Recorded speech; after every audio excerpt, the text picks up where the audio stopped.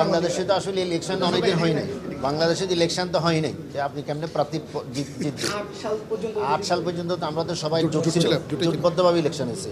এখন তো ইনশাল্লাহ জোট নেই। এখন তো আমরা আশাবাদী রাঙ্গুনিয়ার জনগণ আমাদেরকে দাঁড়িপাল্লা প্রতীকে বিজয় করবে, কারণ আমি রাঙ্গুনিয়ারের সন্তান, দীর্ঘদিনব্যাপী রাঙ্গুনিয়ার বিভিন্ন সেবামূলক প্রতিষ্ঠানে জড়িত, মানুষের সাথে জড়িত, মানুষের সেবার সাথে জড়িত, এবং আমরা দীর্ঘদিনব্যাপী আমাদের ওয়ার্ক চলতেছে।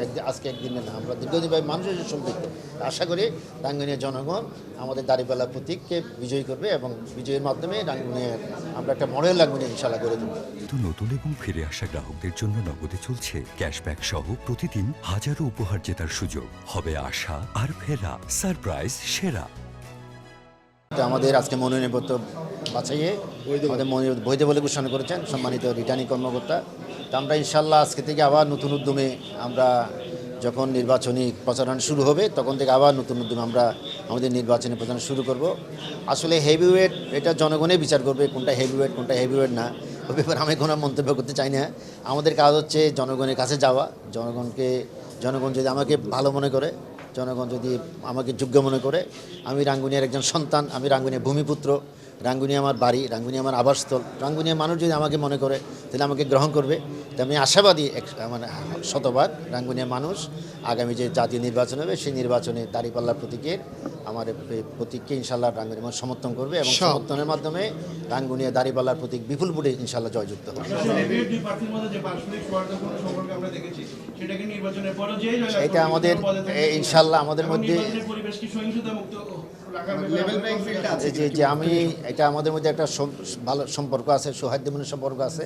আমরা সবাই একজন আরেকজনের বন্ধু এবং আমরা চাই রাঙ্গুনিয়াতে যারাই প্রার্থী আছে সকলে মিলে আমরা তো রাঙ্গুনিয়ার জন্য কাজ করব, দেশের জন্য কাজ করব। আমরা আশা করি হানাহানি মুক্ত, একটা সন্ত্রাস মুক্ত এবং সুন্দর পরিবেশে নির্বাচন অনুষ্ঠিত হবে।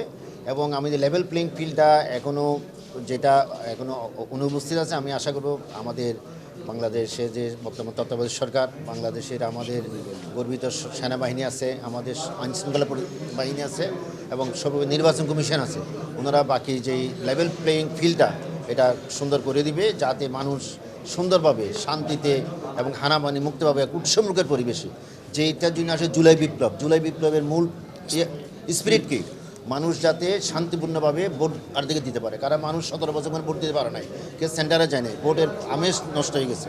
এখন মানুষ একটু উৎসমুখের পরিবেশে ভোট দিতে চায়, এইটার দায়িত্ব তো আমাদের বর্তমান সরকারের। তা আমরা আশা করব সরকার বাহিনী অত্যন্ত আন্তরিক, আমাদের বর্তমান সরকার, আমরা আশা করি আরও আন্তরিকতার সাথে এই যে লেভেল প্লেইং ফিল্ডটা করবে এবং করে এই দেশের মধ্যে মানুষের যে আকাঙ্ক্ষিত নির্বাচন ইনশাআল্লাহ 12 ফেব্রুয়ারি হবে, এটা আমরা আশাবাদী।